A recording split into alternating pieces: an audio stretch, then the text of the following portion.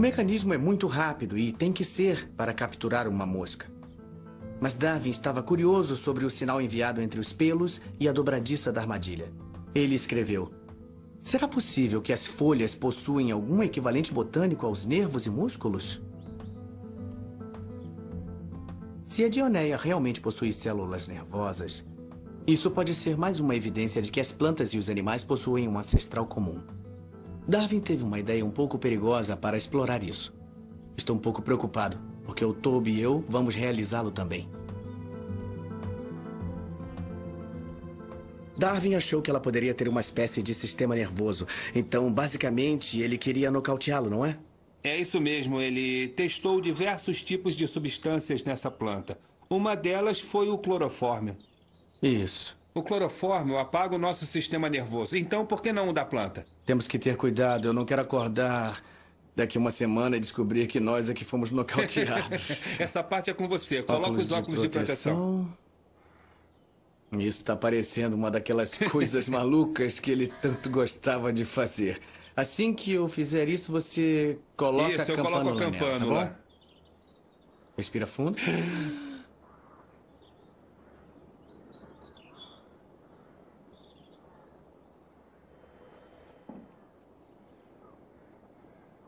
Pronto. Tá fechado. Perfeito. Dá pra sentir um pouco do cheiro ainda. Agora, vamos ver se isso vai nocauteá-la. Se a planta possuir um sistema nervoso similar ao dos animais, o clorofórmio irá anestesiá-lo.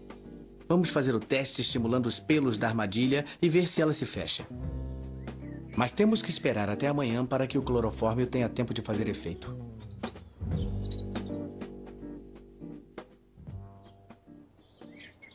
Pronto, vamos lá.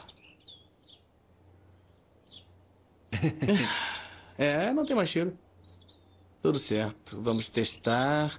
Agora, ver se ela vai fechar ou não. Se ela estiver completamente anestesiada, ela não vai reagir da mesma maneira que reagiu ontem.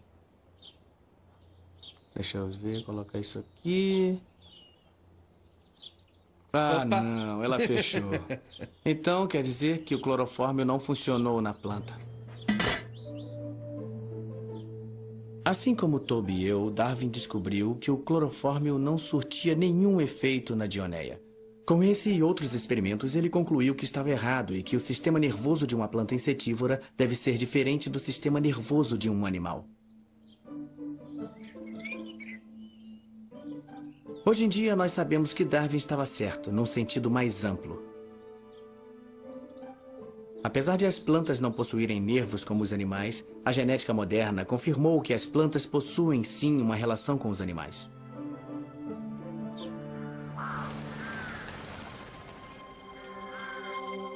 Durante anos, Darwin esteve às voltas com suas ideias que minavam a ortodoxia científica e religiosa da sua época. O tempo todo ele se manteve um perfeito cavalheiro. Toda semana ele levava sua esposa Emma e seus filhos à igreja local, que ficava a 400 metros de distância. Enquanto eu ando pela igreja deles, eu não consigo parar de pensar como Darwin lidava com a fé inabalável de Emma.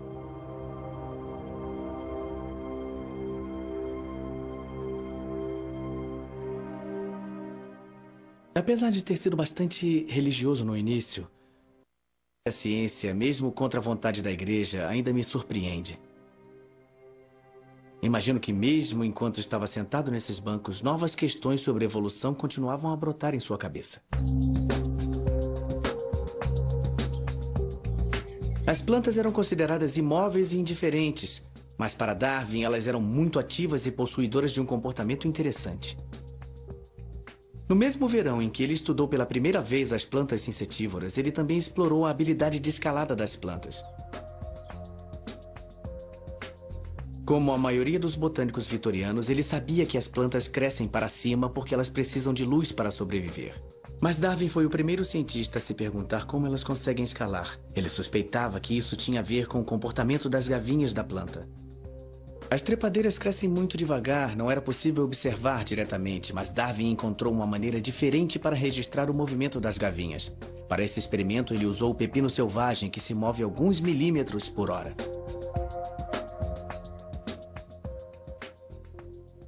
Vamos lá, essa é uma maneira bem simples de medir os movimentos de uma planta. Foi assim que o Darwin fez. Nós precisamos ter um marcador consistente, bem ali atrás, como esse que nós temos aqui. Está vendo?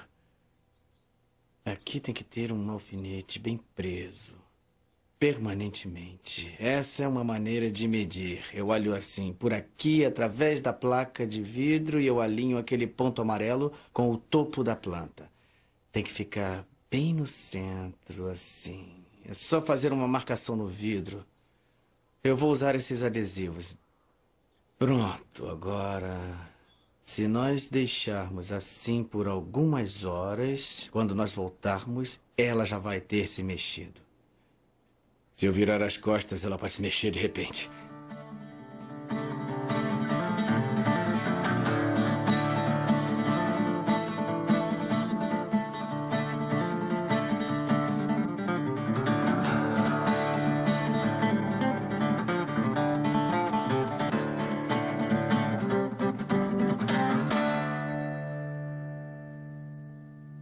O mais legal é que eu pude traçar os movimentos dessa planta pelo vidro. É a versão de Darwin para a fotografia em time-lapse. Isso permitiu que ele acompanhasse os movimentos incrivelmente lentos das plantas durante muitas horas, talvez até dias. Ele percebeu uma coisa muito interessante. Você deve achar que as plantas crescem verticalmente assim, mas Darwin descobriu que, na verdade, elas crescem em círculos, bem assim. Sempre curioso, Darwin queria saber por que as gavinhas das plantas se movem em espiral. Ele voltou para a estufa para tentar descobrir a resposta. Ele observou o pepino selvagem durante vários dias e percebeu que assim que tocava em alguma coisa, a gavinha se agarrava a ela. O movimento em espiral é um movimento de busca. Esse movimento aumenta as chances de a gavinha tocar em algum galho ou outro suporte próximo. Então a planta o utiliza para escalar. Darwin descobriu que outras trepadeiras desenvolveram suas técnicas engenhosas. Esse lúpulo sobe paredes a uma velocidade de vários centímetros por semana usando suas folhas para se agarrar ao muro.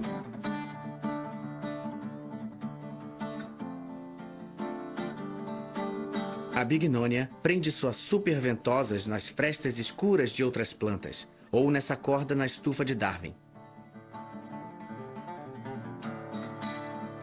Diferentes plantas evoluíram de diferentes formas para sobreviverem. Era essa fascinante variedade de comportamentos que intrigava Darwin. E o botânico professor David Cohn. É uma bela visão, hein? É impressionante a quantidade de plantas aqui. E aqui nós temos duas trepadeiras que nos interessam. Imagine que você é uma planta crescendo em uma floresta, mas você não é uma planta lenhosa. Então, como vai sobreviver na floresta? Você precisa de luz. Então, o que as trepadeiras fizeram foi evoluir de forma que pudessem usar a floresta. Como se fosse uma treliça. As plantas precisam de luz para realizar a fotossíntese, produzir alimentos e poder sobreviver. É uma adaptação especial. É um tipo diferente de planta. É uma trepadeira. É uma maneira muito atrevida de chegar até a luz, hein? Tem uma árvore enorme que levou 200 anos para crescer, ela vem e se prende no seu tronco. Isso. O que atraiu Darwin foram os diferentes comportamentos das plantas. O grande paralelo são as plantas insetívoras que comem pedaços de carne. Entendeu? Plantas não devem fazer isso, mas fazem porque vivem em um ambiente estranho, com baixo nível de nitrogênio. Essas aqui vivem no meio de uma floresta cheia de árvores altas, então elas precisam encontrar seu caminho. Resolvendo problemas. Isso mesmo. Para Darwin, a evolução se tratava de solução de problemas e a seleção natural era o mecanismo usado para fazer isso.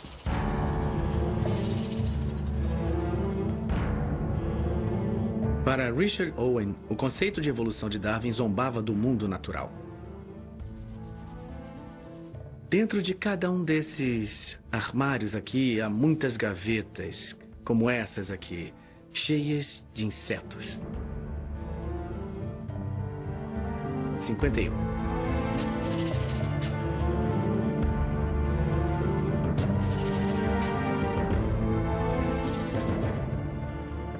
Owen se opunha principalmente à ideia de seleção natural, que era a explicação de Darwin para cada um desses belos insetos.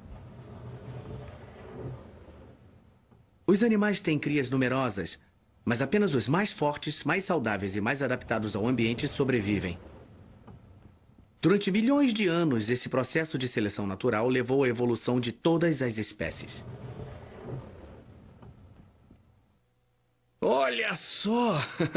Eles se parecem com esmeraldas e safiras. Olha as cores, verdes, azuis. Ah, deve haver um criador. Essa era a resposta. Mas alguém de repente para e diz que, na verdade, essas formas evoluíram de um único ancestral. É uma coisa extraordinária. Richard Owen tinha a sua própria teoria. Ele acreditava que Deus havia criado vários protótipos diferentes. Essas criaturas primitivas se tornaram então a base para o desenvolvimento de todos os futuros animais daquele grupo. Infelizmente para Owen, ninguém nunca encontrou um dos protótipos divinos que provassem sua versão da criação.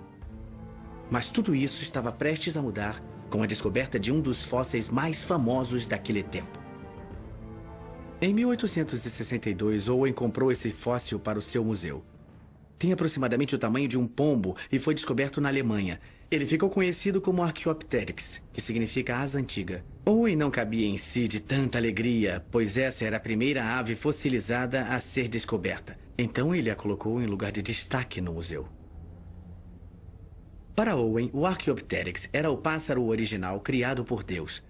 Darwin e seus defensores viam o mesmo fóssil sob uma perspectiva totalmente diferente. A ave com suas penas esplêndidas também possuía dentes de réptil. E diferentes de todas as aves conhecidas, possuía também uma longa cauda óssea. Para eles, essa era a ligação entre as aves e os dinossauros. E mais uma evidência poderosa para a teoria da evolução.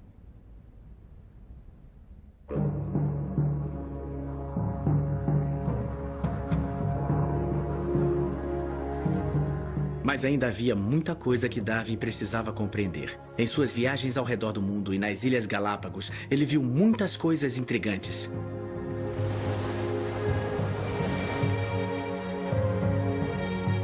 Vejam as belas fragatas, por exemplo. Elas parecem bem adaptadas para voar e pescar. Mas elas também desenvolveram grandes sacos gulares vermelhos. Eram esses traços decorativos, como o saco gular vermelho aparentemente sem função alguma, que começaram a intrigar Darwin depois que ele voltou para a Inglaterra.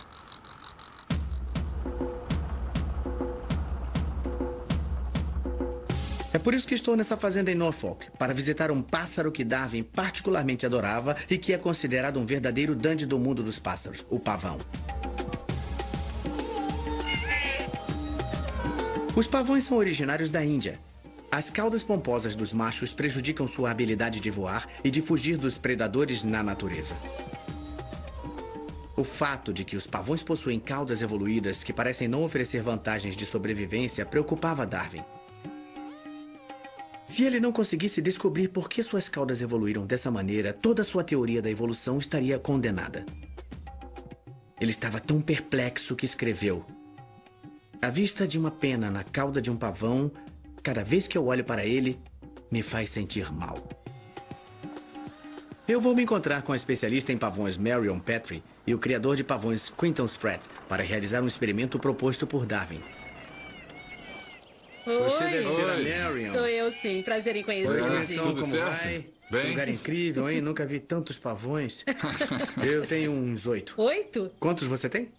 700 aproximadamente. Nossa.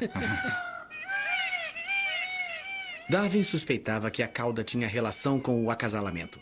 Ele achava que quanto mais espetacular fosse a cauda, quanto maior e com mais ocelos, mais atraente o macho seria para as fêmeas. Mas como provar isso? Marion vem seguindo a ideia de Darwin para ver se uma cauda majestosa é realmente necessária para seduzir as fêmeas. Pode entrar. Eu não quero perturbá-los muito, mas o que temos aqui são vários machos se expondo para as fêmeas. É como se os machos estivessem fazendo propaganda deles mesmos. É, exato. Dizendo, olha eu aqui, veja só quantos ocelos eu tenho na minha cauda, eu não sou o máximo. Eles estão se comunicando com as fêmeas. Eles estão praticamente dizendo, eu sou melhor que esse outro cara. Me escolha, me escolha. Olha lá, você viu a corrida que ele deu? Eu vi. Se aquela fêmea tivesse parado e agachado na frente do macho, ele teria literalmente montado agarrado nela, dando início à cópula, entendeu? É só isso. Seria o fim do cortejo, não é? Exatamente. Essa seria a sim. última fase. E aí teria dado certo. Isso mesmo. Ele grita, depois baixa a cauda e corre atrás dela. É, ela faz um barulho divertido também. Parece uma discoteca num sábado à noite.